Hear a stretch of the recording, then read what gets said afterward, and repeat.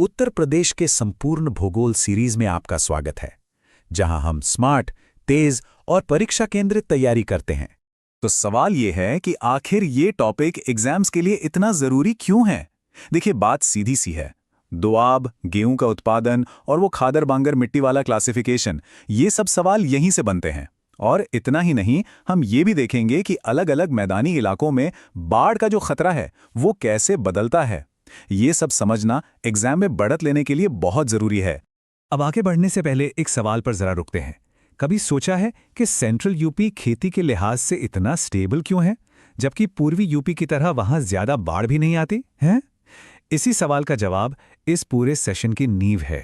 तो चलिए फटाफट अपने एग्जाम फोकस्ड रोड मैप पर एक नजर डाल लेते हैं।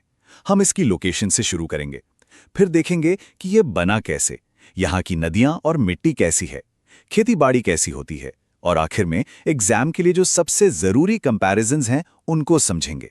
तो पहला सेक्शन है लोकेशन और एक्सटेंट। चलिए देखते हैं कि ये मध्य गंगा का मैदान असल में है कहाँ। तो जैसा कि नाम से ही पता चल रहा है, मध्य गंगा का मैदान, भाई ये सेंट्रल उत्तर प्रदेश में है।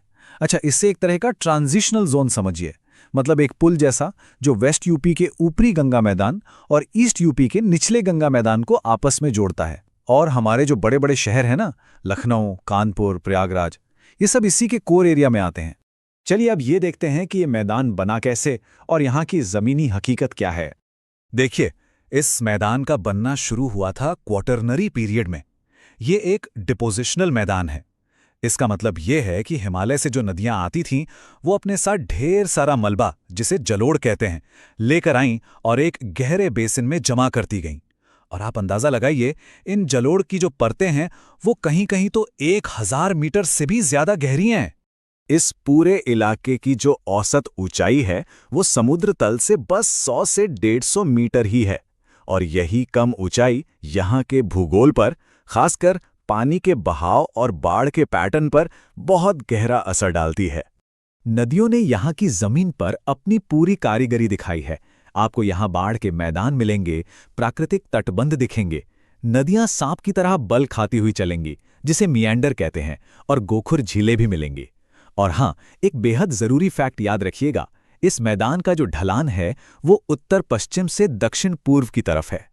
चलिए अब बात करते हैं उन दो चीजों की जो इस इलाके की जान है और खेती की नींव थी, नदियां और मिट्टी।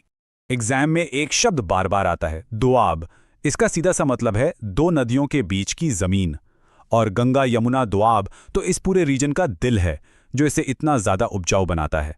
और जब नदियों की बात चली रही है तो प्रयागराज में गंगा और यमुना का संगम कैसे भूल सकते हैं।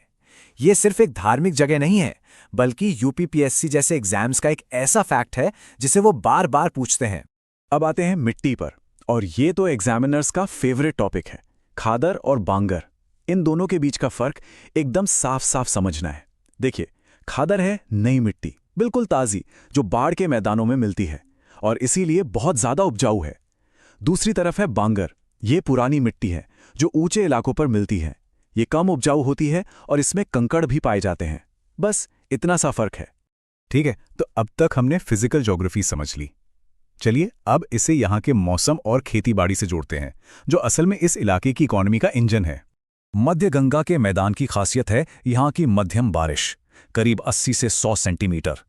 ये वेस्टर्न यूपी से तो ज्यादा है, पर ईस्टर्न यूपी से कम, और यही बैलेंस इस इलाके को एकदम परफेक्ट बना देता है।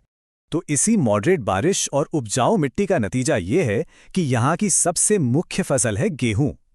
हाँ, चावल, गन्ना, दालें, ये सब भी होता है, लेकिन ये इलाका यूपी के गेहूं बेल्ट का पावर हाउस है। और सिंचाई के लिए तो यहाँ नहरों और ट्यूबवेल का पूरा जाल बिछा हुआ है। अच्छा, खेती तो ठीक है, पर अब जरा इस घनी आबादी वाले इलाके के बड़े शहरों और इंडस्ट्रीज पर भी एक नज़र डालते हैं, जो इसकी इकोनॉमी को रफ्तार देते हैं। इस रीजन के 3 सबसे बड़े पिलर हैं। लखनऊ, जो हमारी प्रशासनिक राजधानी है, कानपुर, जो अपने लेदर और टेक्सटाइल इंडस्ट्री के लिए मशहूर है, और प्रयागराज, जो एजुकेशन और धर्म का एक बहुत बड़ा सेंटर है। चलिए अब सीधे उस पॉइंट पर आते हैं जो एग्जाम के लिहाज से सबसे ज़रूरी है, सीधी सीधी तुलना और वो बातें जहां अक्सर कन्फ्यूजन होता है। ये चार्ट देखिए, ये मध्य गंगा मैदान के ट्रांजिशनल नेचर को एकदम क्रिस्टल क्लियर कर देता है। ध्यान से देखिए कि कैसे पश्चिम से पूर्व की तरफ जाते हुए फसलें बदल रही हैं, गन्ना से गेहूं और फिर चावल। बारिश भी बढ़ रही है और बाढ़ का खतरा भी। कंपैरिजन वाले सवालों के लिए ये चार्ट गोल्ड माइंड है। ये मैप यूपी में ग्राउंड वाटर की एक बड़ी समस्या दिखा रहा है। जहां ईस्ट यूपी में वाटर लॉगिंग यानी जल जमाव एक बड़ी प्रॉब्लम है, वहीं हमारा ये मध्य गंगा का मैदान पानी के लेवल के नीचे जाने और उसकी क्वालिटी की दिक्कतों से जूझ रहा है। ये वो पॉइंट है जो आपको मेंस के आंसर्स में एक्स्ट्रा मार्क्स दिला सकता है। चलिए एक फास्ट रिवीजन हो जाए। लोकेशन क्या है? सेंट्रल यूपी, एक ट्रांजिशनल जोन। ऊंचाई 100 से 150 मीटर। बारिश 80 से 100 सेंटीमीटर। खासियत गंगा यमुना दुआब।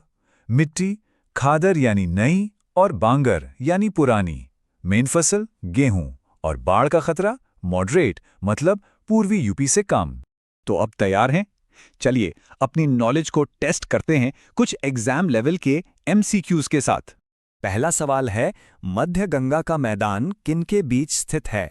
बिल्कुल सही जवाब है बी, ऊपरी और निचले गंगा के मैदानों के बीच। हमने बात की थी कि ये एक ट्रांजिशनल जोन है। अगला सवाल, खादर मिट्टी का संबंध मुख्य रूप से किससे है? और इसका सही जवाब है सी, सक्रिय बाढ़ के मैदान। याद है ना, जहां हर साल नई मिट्टी जमा होती है।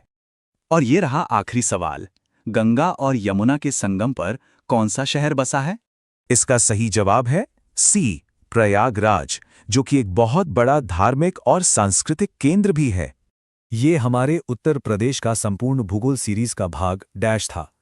अपनी तैयारी को स्टेप बाय स्टेप पूरा करने के लिए प्लेलिस्ट में अगला सेशन जरूर देखें।